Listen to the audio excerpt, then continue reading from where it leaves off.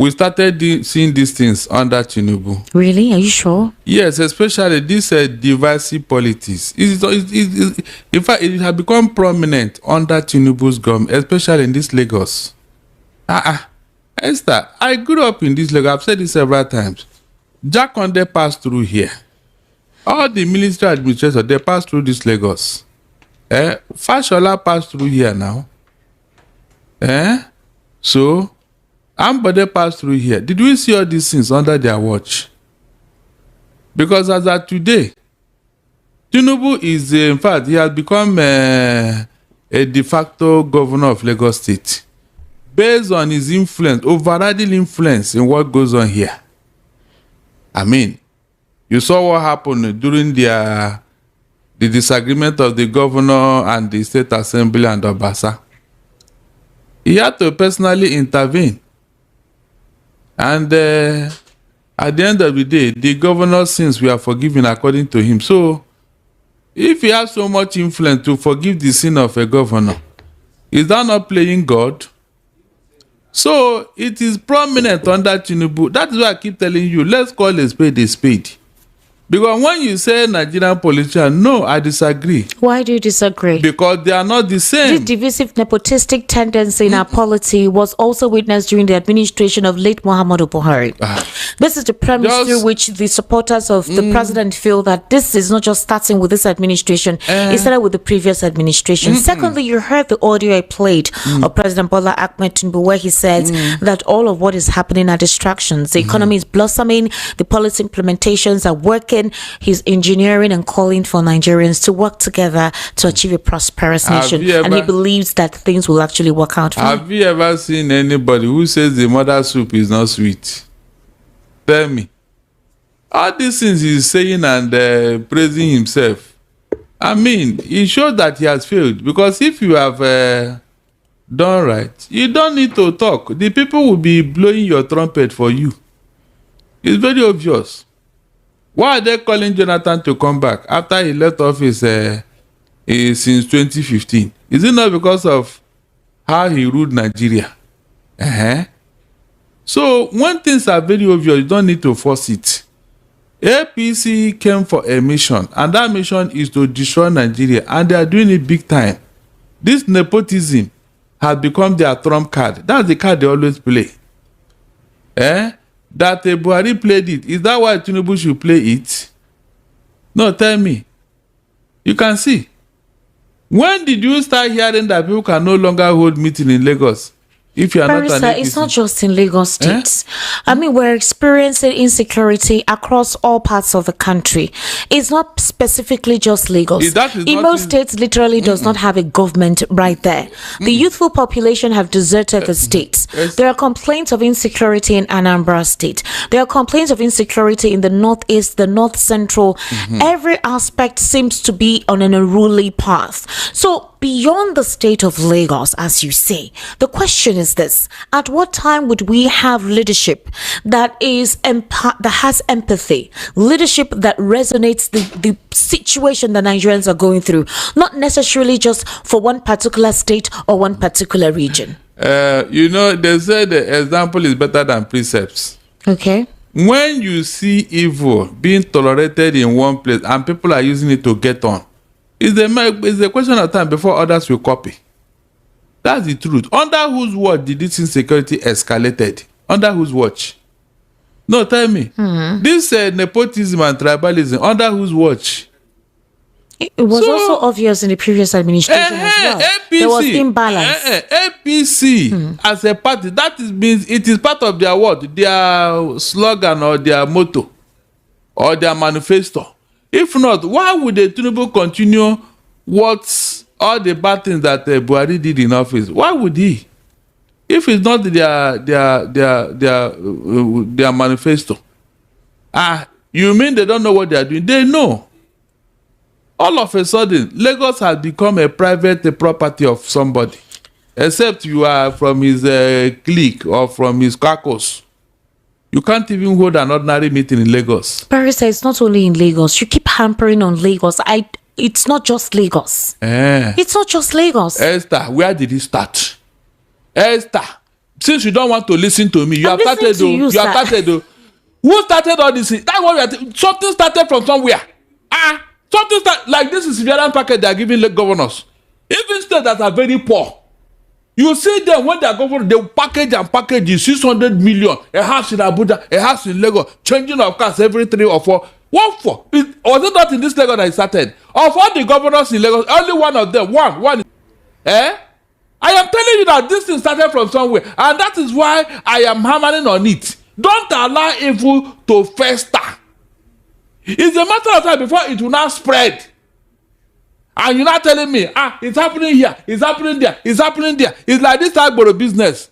Look at how the thing is blossoming in Lagos. Esther, don't you think that it is a matter of time before other states? Look at what happened in Abuja. That Agberos were chasing a man. They chased him and the wife to death. Is that not true? Where did you copy this evil practice? That is the question. Who introduced it? Who brought it about? Lagos was never like this, Esther. That is what we are saying. Call a spade a spade. Because when you say it happened here, it happened. Who started it? Who started it? And who is benefiting from it? And who is using it to climb up? Because I've been telling you, if you remove Agbero in this Lagos, APC will not win a single seat anywhere. From state assembly to local government, they will not. So, is that what you call success, Esther? The ordinary meeting Roosevelt wanted to assemble or he wanted to attend. Who disrupted it? Was it not Agberos, Esther? Esther, was it not Agberos? So what are you now trying to say? That is the problem. Agberos have become part of Lagos governance. Something they cannot get through healthy competition. Through intelligent argument, they deploy Agbero to help them out. Is that what you call success? No, tell me that these things are not happening in Lagos here. You saw what happened during the last election in 2023. When MC Oluoma, with all that man did, he has even been promoted and is now in Abuja. Even when the court said, no, you are not supposed to be the president of this organization, Tinubu brought him and crowned him and elevated him. Is that not true, Esther? When you see all this, please, what other evidence are you looking for? That these guys, they have turned Lagos into a gangster paradise, where gangsters are now the alternate government. What the government doesn't want to do, or what they will deploy them, they will help them and do the thing. And you are telling me that this thing will not cause problem. The earlier we call out those who are doing it, the better. Let us not pretend about it. It will soon spread to other states. And that is the idea. Esther, that is the idea. By the time you introduce these young youths into this thing, it becomes now a business and a job. Political thuggery and Agbero.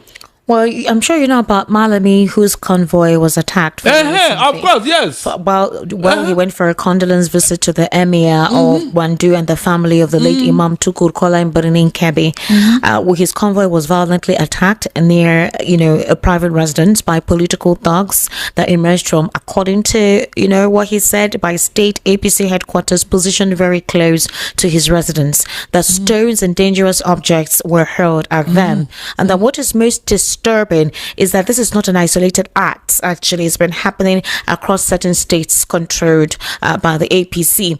So apparently it is so sad that many Nigerians have taken to mainstream media, taken to social media to complain. So my question is this: are we saying that ahead of the 2027 elections, there's a tendency that opposition parties will not be allowed to campaign in states run by the APC? In fact, it is obvious. You see, that's why I laugh at those who said, we can be caught talking, we can be complaining, Tinubu will rule till 2090 or 20 whatever. Is this how to win a free and fair election, Esther? That is the simple question. So are you telling me now that we have become so degraded to the level of animal that we can't do a simple election in a free and fair manner?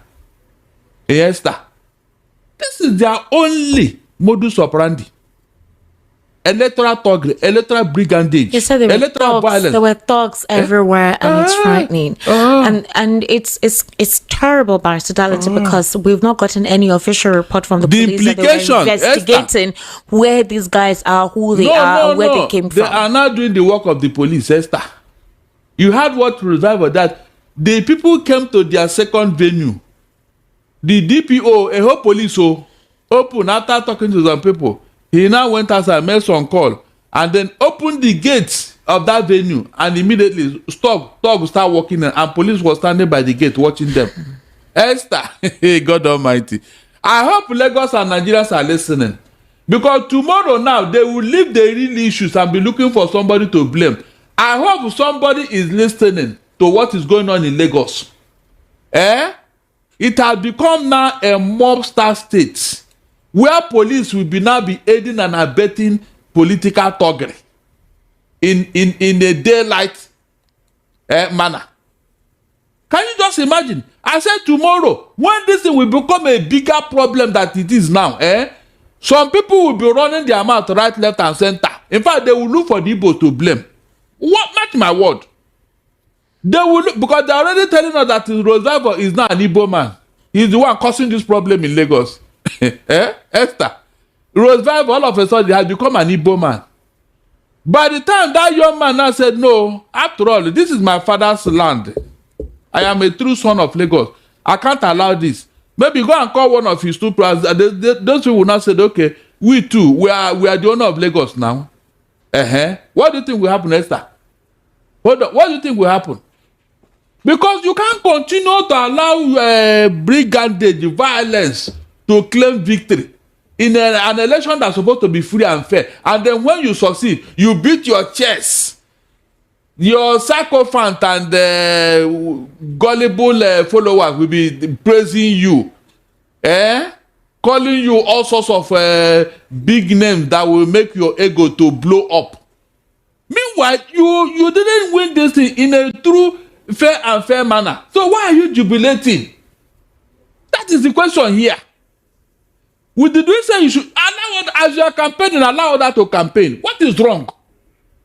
Esther, what is wrong? It's like telling me now that because you are from a certain state, you cannot go to another state to do business or whatever. Just remain in your state. That's what these people are trying to introduce, Esther. Gradually, that's what they are trying to introduce. Esther, go to Jibowu night bus. Go and check. Most of the night buses, go and check, is women from the southwest here who are going to Aba to go and buy market. I said, go and do that survey. They are going there to go and buy market in Aba to come and sell. Now, we should say they should not come to Southeast Abi. You can see how people create problem where there should be none. And when we say it, the government will just keep silent. The police will keep silent. That means they lack what is doing. They validated it. So, are you not telling the other people, go and do the same now? Okay. That's the meaning. Barrister, if you had listened to my intro where I mentioned whereby Yobe State is mourning over 84 persons who died in the hands of terrorists. So apparently that report was released by the Punch newspaper. And if you go check, that particular story has been removed. Now, for example, the state command in Yobe State is actually refuting the report that was published by Punch that Yobe is mourning because they are conducting a mass burial of 84 persons. When this information came out that 84 people were killed by terrorists and given a mass burial in Mafa village and Taruma local government area. Now, when that story came out, it circulated, and later the story has been debunked, a couple of Nigerians feel that maybe the paper was threatened, or that they were not supposed to report that, or the state government is trying to shield something. So was it that no prior investigation, no prior questioning was made before that report was released? Or are we saying that we have similar issues happening across the state, but they deliberately keep it away from the press to create a false sense of serenity? Have I not told you that half of what is reported, half of what is unknown to many Nigerians? If they tell you that 10 people died, go and check. They're up to 30. No, but they're saying that actually did not happen. Oh, it did not happen. Yes. Are you serious? From the findings, that story did not happen at all. Okay, let them. Yes. Punch has removed it from their website. It's just that other news outlets still have it on their page. No, but the Yobe State Police Command slammed them for that report. The thing is, right now, reports come out like this, and it's easy for people to believe it because of the state of insecurity across the country, and the fact that the attitude of the government of the day seems to be like there is nothing they can do beyond what they are managing to do. Esther, please, even let's even assume that the point is wrong or whatever. Please, something worse than that has happened in this country. True or false? True. Is it a falsehood that there is insecurity in Nigeria and the scores hundreds of thousands of people have died? Is it a falsehood? If somebody come and say that, will you say that that person is lying? I mean, these are issues that you need to interrogate. If you have covered up something and the nosy journalist went to smoke it out and report it, why will you now be hounding him? Because then they wanted to keep it under wraps. Maybe this reporter just went to unearth it and expose it, and that's where they are angry. There are certain news they don't want you to hear. Oh, we heard about the ones happening in some states, I think Borno or so, where some things happen and they don't want the press to cover it. Exactly, that's what I've been doing, living in denial, living under false pretenses. For Barrister Darlington, the FCT Minister Nyesom Wike has travelled to the UK for medical attention. They say he secretly travelled to UK, and the sources privy to the minister's health status disclosed to Sahara reporters that Wike has been diagnosed with congestive heart failure and is currently under medical management. So the reason why this became an issue, because obviously it's normal if any of these 7 ministers or governors have one health condition or the other. The reason why they don't actually disclose this is because most times they feel it's an aberration for them to mention their current health limitation, something that is meant to be in the public space. The fact that you have a health condition does not mean that you are limited to your responsibility as a government official. But in this part of the world, they like to cover it up. They like to hide it. They feel if you let Nigerians know the state of their health, they'll be seen as people who do not deserve to be in the position they occupy. So according to what the doctors recommended, they recommended that Nyesom Wike do a bypass surgery, but he refused. He declined the procedure over concerns about being away from his duties for an extended period of time and the possibility of being replaced during his absence. Or being away before the 2027 election. Well, the idea is maybe they may take the FCT minister position from him, and he needs to retain that position. And he will not be there. The important thing is 2027, where he has promised Tinubu all the votes in Nigeria. He wouldn't want to be absent. Look, when you see this type of thing happening next time, you know why? Why? The person involved has skeleton in his cupboard. When you have committed a lot of atrocities and infamy against your people, you wouldn't want them to know that you are an ordinary human being. You can fall sick. You want to remain the same. I love how Barrister Darlington normally analyze his point of view. Like, he normally analyze what is happening. I mean, the man is good in what he's doing. You guys watch the video and you hear from the Darlington and Esther. What did you think? Let me know in the comment section. Did you think that Mr. President know what is happening? Like, he has something in his cupboard that he doesn't want the masses to know deep about. Anyway, stay blessed and remain blessed. Peace and love always. Mwah.